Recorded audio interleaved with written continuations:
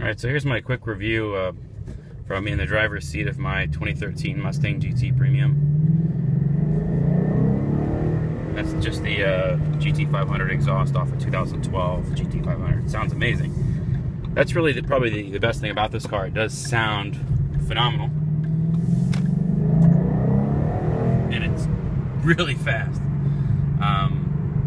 They got some things right. And maybe I'm not a Mustang guy, so I don't just love them no matter what, or whatever. I don't really know what it is that makes people love these cars so much, other than that sound. But, so, a lot of issues I've had with the car, nothing mechanical really. The sync works kind of whenever. Sometimes the USB thing doesn't work right with your iPhone or iPod. Oftentimes the Bluetooth won't connect. It doesn't show up on anybody's phone or anything. So it's just kind of, and you spend close to $40,000 for a car, I guess you expect things like that to not happen. If I was buying a Kia Soul, I'd probably expect that, but somehow in the Kia Soul that probably doesn't happen either. So anyways, gas mileage is abysmal, as you'd expect. That's not why you buy this car.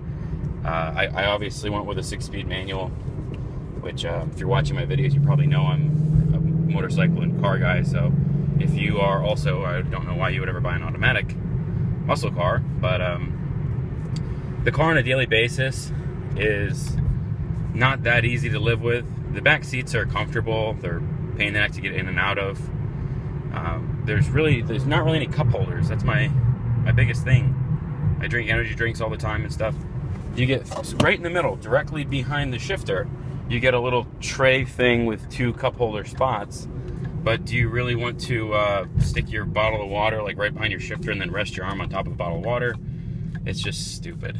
There's no like coin tray or anything like that. Even the glove box is like comically small. So I heard someone else make a comment about like they deliberately made it impractical because it's, you know, it's a muscle car or whatever. It's not supposed to be a, I don't know, a Econo box or something that actually has cup holders and stuff. So I don't know what's up with that. Personally, not a big fan. The leather looks really nice. It's actually really cheap. It scratches and tears really easily. That's kind of a disappointment because I had like my keys, or not even my keys, it was like one of the buttons on the back of a pair of jeans or something already scratched the leather at my driver's seat after like 2,000 miles. So that sucks. Gas mileage on the highway is not even quite as claimed. It's weird how this car and a lot of other American cars I feel like are overrated by the EPA. So they'll be rated at like 33 city and 40 highway and whatever little shitbox car that Chevy's making nowadays. A lot of people that drive the car aren't getting anywhere near that kind of mileage. And then you just chalk that to driving style, which is fine. But like my Honda Fit is rated at 27 city, 33 highway. I get 33 mixed driving on average right now since I've owned the car in 30,000 miles. That's insane because I drive it like a go-kart. I drive it like I stole it half the time. So I should be getting like less than the city rating for sure because I'm driving it like a jerk in the city. Not much highway, and I'm still averaging 33 miles per gallon. Doesn't make any sense. On the highway, that thing will get 35 to 40. So I don't really know. EPA is a government organization, so maybe it has something to do with trying to keep the sales of imported cars down to sell more American cars or something. I don't really know. I'm not a conspiracy theorist, but that's just been my experience, is that the gas mileage is terrible. This car, if I drive it pretty gentle around town, I usually only get like 15, 16 miles per gallon. And if I drive it like a jerk, I'll get like 12, 13, somewhere in there. So, I mean, you might as well just drive it like a jerk then, right? Yeah.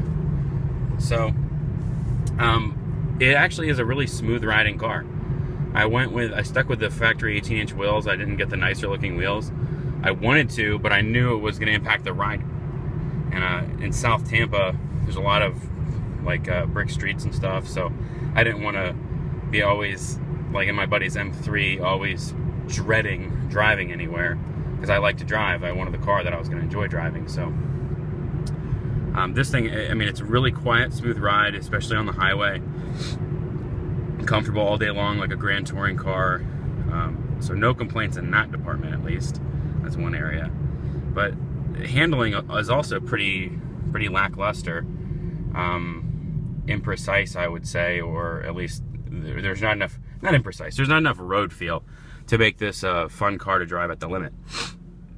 And I don't know if it's the electric power steering or the weight of the car or some combination, but it's not fun when you're going around a turn kind of at the edge of your tire's grip.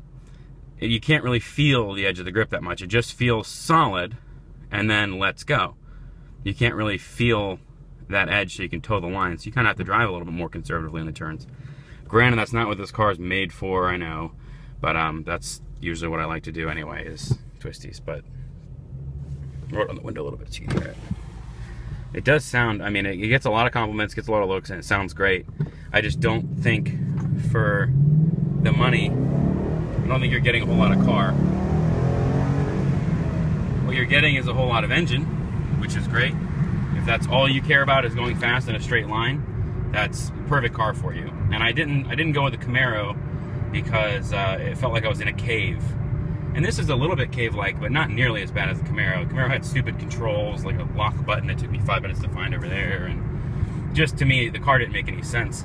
I couldn't see out of it to save my life. In this car, you can see out of it okay, but it's just got huge blind spots, and the front end is like a mile long. So it's really a bear to drive in tight spaces, because even when you're sure that your front end is going to clear something, you could easily hit something. So that's kind of a pain in the neck. So I would recommend getting the backup camera if you do get this car anyway. Definitely get the backup camera, because even backing up in this thing, the back end's not a mile long, but it's hard to tell where it ends. So that's pretty frustrating. The hell's honking? Nobody's moving, but I guess those are kind of my initial impressions with overall, or not initial. I've had the car for 2 years almost. I've had it since it came out. Yeah, it'll be 2 years in June that I've had this car. But I got it in June 2012, and it's a 2013 model. I love the look of the car. I love all the updates for 2013. That's what sold me on the car. That's why I wanted this car, and I liked them prior, but I didn't love them, and I fell in love with this car, with the looks. I still love the looks today, and I'm selling it finally. Finally gonna dump this thing. But it doesn't handle that well.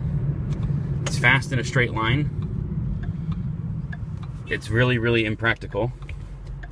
So I guess I don't know what more you could really say about it other than that. Other people seem to love it, but they don't own it. And other people that own them actually don't seem to have the same